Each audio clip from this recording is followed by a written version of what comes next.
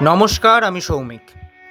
SC films and এন্টারটেনমেন্টসের তরফ থেকে নেতাজি সুভাষচন্দ্র বসুর ১৩০তম জন্মবার্ষিকী উপলক্ষে আমাদের বিশেষ নিবেদন নেতাজি, ঘরের ছেলে সুবীর দেশনায়ক হয়ে ওঠার গল্প। নমস্কার, আমার নাম হেমন্ত সরকার। আজ আমি আপনাদের শোনাব একটি নামের নাম, একটি যাত্রার গল্প। ইতিহাস তাকে ডেকেছে নেতাজি, কিন্তু এই নামের আগে ছিল এক ঘরের ডাক, সুবীর। বাংলার এক সাধারণ ঘরে জন্ম নেওয়া এক ছেলের গল্প এটা, যে ভয়কে চিনত কিন্তু ভয়কে মানত না, যে শিখেছিল পড়তে কিন্তু শিখে নিয়েছিল লড়তে, যে চাকরি পেতে পারত কিন্তু শিকল পড়তে চায়নি। এই গল্প ক্ষমতার না, এই গল্প সুবিধার না, এই গল্প এক সিদ্ধান্তে যা বদলে দিয়েছিল ইতিহাসের পথ। সন ১৯০৫, বাংলা, বিহার, উড়িষ্যা ও আসাম তখন অবিভক্ত এক বিশাল ভূখণ্ড। ঠিক সেই সময় ব্রিটিশ ভাইসরয় লর্ড কার্জন ঘোষণা করলেন বঙ্গভঙ্গ পরিকল্পনা, কিন্তু এই সিদ্ধান্তে মেনে নেয়নি বাংলা। গর্জে উঠল গোটা দেশ। রবীন্দ্রনাথ ঠাকুর তার বিপ্লবী চিন্তাধারাকে স্বদেশী গানের সুরে ছড়িয়ে দিলেন মানুষের মনে। ঘরে ঘরে হলো রাখি বন্ধন, হিন্দু মুসলমানের মধ্যে গড়ে উঠল ঐক্যের বন্ধন। জেগে উঠল এক নতুন প্রজন্ম, যাদের রক্তে ভয় নয় আগুন বইত। লাঠিচার্জ, বন্দুকের গুলি কিছুই তাদের দমাতে পারল না। সবার মুখে তখন একটাই ধ্বনি, বন্দে মাতরম। বাংলা হয়ে উঠল এক অগ্নিগর্ভ ভূমি। স্থানে স্থানে গড়ে উঠল সমিতি, ইংরেজ শাসনের বিরুদ্ধে সংগঠিত প্রতিরোধ। ঠিক এমনই এক উত্তাল সময় কলকাতা থেকে বহু দূরে কটক শহরে ধীরে ধীরে মাথা তুলে নিচ্ছিল ভারতের স্বাধীনতা সংগ্রামে এক ভবিষ্যৎ নায়ক, সুভাষ, আমাদের সুবীর। জন্ম ২৩শে জানুয়ারি ১৮৯৭। পিতা জানকীনাথ বসু এবং মাতা প্রভাবতী দেবী। ছোটবেলা থেকেই সুভাষের মনে দেশ ছিল কোনো বইয়ের শেখানো দেশ নয়, এটি ছিল রক্তের মিশে থাকা দেশ। ছেলেটা দিন দিন বদলে যাচ্ছে, চোখে যেন ঘুম নেই, সারাক্ষণ দেশের কথা ভাবে। দেশপ্রেম ভালো, কিন্তু অতটা নয় যাতে ভবিষ্যৎ নষ্ট হয়। ওকে বড় মানুষ হতে হবে। আইন, চাকরি, সম্মান এসব দিয়েই তো দেশ সেবা হয়।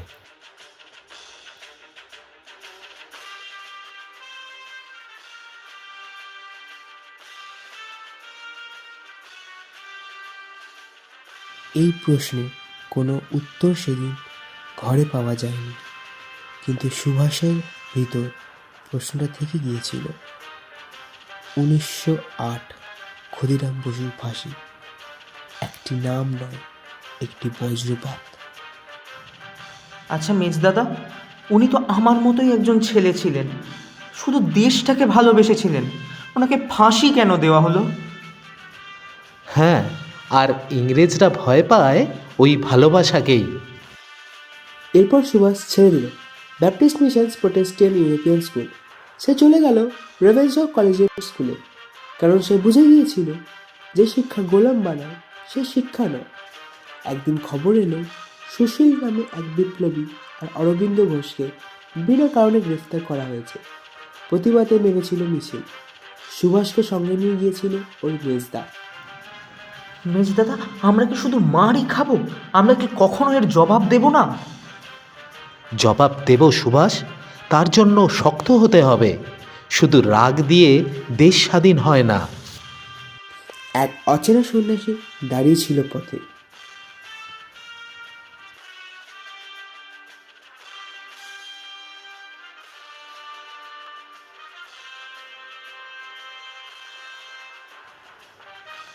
এই কথাগুলো ছিল আদেশ, এই কথাগুলো ছিল শপথ।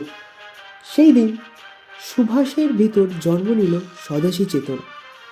সেই দিনের পর সুভাষ আর চার দেওয়ালের মধ্যে থাকতে পারল না।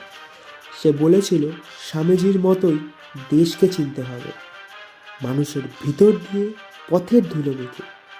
আমি ওর চোখে সেই আগুনটা দেখেছিলাম, তাই প্রশ্ন না করে ওর সঙ্গেই বেরিয়ে পড়েছিলাম। ঘর ছেড়ে দিলাম দুজনেই, কখনো পায়ে হেঁটে মাইলের পর মাইল, কখনো ট্রেনে কাঠের বেঞ্চে রাত কাটিয়ে, কখনো দিনের পর দিন পেটের ভিতর আগুন জ্বালিয়ে শুধু জল খেয়ে। এই পথ চলাতেই সুভাষ প্রথম দেখল ভারতকে এক মানচিত্র হিসেবে নয়, এক ক্ষতবিখ্যাত মানুষ হিসেবে। খেতে কাজ করা কৃষক যার ফসল তার নয়, কারখানার শ্রমিক যার ঘাম ইংরেজের মুনাফা, মন্দিরের ঘণ্টা, মসজিদের আজান, একই আকাশের নিচে ভিন্ন ভিন্ন যন্ত্রণা।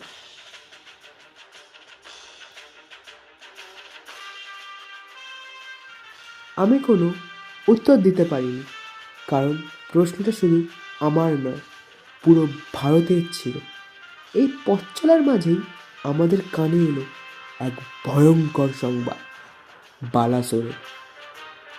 ইংরেজ শাসনের সঙ্গে সংঘর্ষে প্রাণ হারিয়েছিলেন ভারতের শ্রেষ্ঠ কিছু সন্তান, বাঘা যতীন, চিত্তপ্রিয় রায়চৌধুরী, জ্যোতিষ পাল, মনোরঞ্জন সেনগুপ্ত এবং নীরেন দাশগুপ্ত।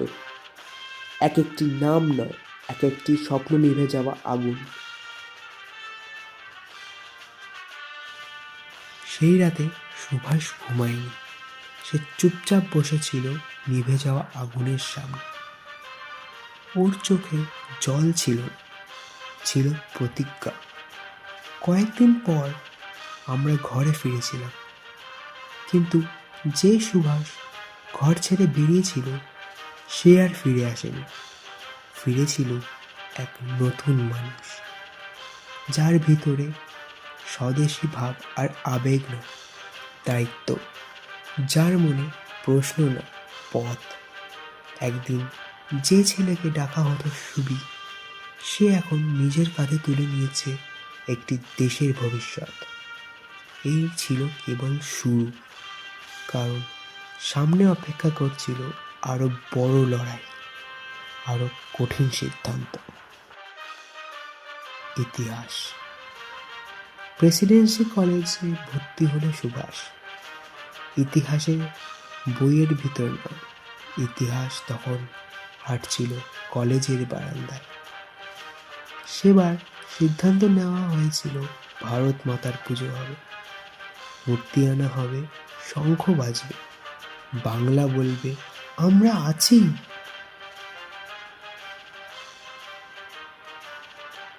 চারিদিক স্তব্ধ, কিন্তু স্তব্ধ থাকেনি সুভাষ।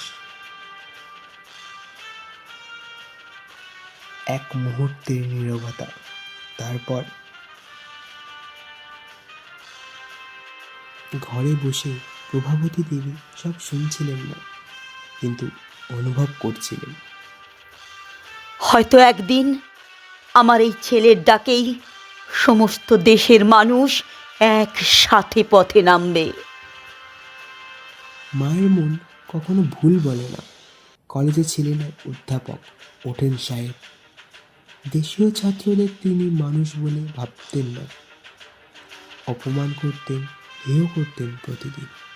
একদিন অপমানটা সহ্যের সীমা ছাড়াল।